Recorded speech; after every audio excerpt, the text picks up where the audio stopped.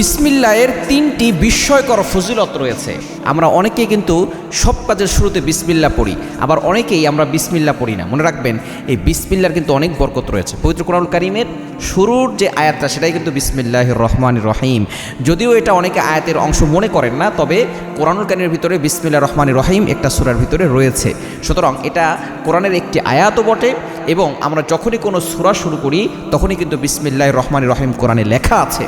সুতরাং এই বিসমিল্লাহির রহমানির রহিম এটা আমরা সকলেই জানি, এর বরকত কী কী এবং বিস্ময়কর ফজিলত কী কী রয়েছে এটা জানলে আপনি অবাক হয়ে যাবেন। আপনি আমল কখনো বন্ধ করবেন না। এক নাম্বার, যদি আপনি বিসমিল্লাহ পাঠ করে কোনো কাজ শুরু করেন, ওই কাজের ভিতরে আল্লাহ তাআলা ভরপুর বরকত দান করবেন। যেই কাজটাই শুরু করেন না কেন, দেখবেন আপনি সেখানে বরকত পাবেন। আপনি খাবার শুরু করেছেন, বিসমিল্লাহির রহমানির রহিম পড়েন, ওই খাবারে বরকত থাকবে।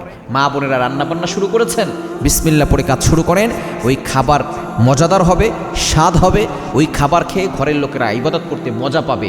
সুতরাং গান বাজনা না শুনে, গান বাজনা শুনতে শুনতে রান্না না করে আপনি বিসমিল্লাহ বলে রান্না শুরু করেন। আপনি ডাউল নিচ্ছেন, বলেন বিসমিল্লাহ।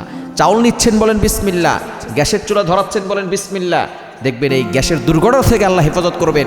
প্রত্যেকটা কাজে কাজে আল্লাহ তাআলা বরকত দান করবেন। এজন্য এক নাম্বার হচ্ছে, আপনি অবশ্যই প্রতিটি কাজের শুরুতে বিসমিল্লাহ পড়লে আল্লাহ তাআলা আপনাকে বরকত দান করবেন সেই কাজের ভিতরে। দ্বিতীয় নাম্বার হচ্ছে, যদি কোনো ব্যক্তি কোনো কাজের শুরুতে বিসমিল্লাহ পড়ে, আল্লাহ পাক রব্বুল আলামিন নিজে সেই কাজটার সহযোগিতা করেন। সুবহানাল্লাহ বিহামদি। আল্লাহ যদি কোনো কাজে সহযোগিতা করেন, সেটা তার জন্য কঠিন হয় না, তার জন্য সহজ হয়ে যায়। দেখবেন রমজান মাস অনেক লম্বা দিন হয়ে যায়, কষ্ট হয়ে যায়, তারপরও আমরা কন্ট্রোল করতে পারি, ধৈর্য ধারণ করে আমরা ইফতার পর্যন্ত যেতে পারি, ঠিক কি না? আল্লাহ তাআলা সহজ করে দেন। কষ্টের কাজ কিন্তু আল্লাহ সহজ করে দিচ্ছেন। সুতরাং বিসমিল্লাহ বলে কাজ শুরু করলে, কাজটা কষ্টের হলেও দেখবেন আল্লাহ তাআলা আপনাকে সাহায্য করবেন, সহযোগিতা করবেন।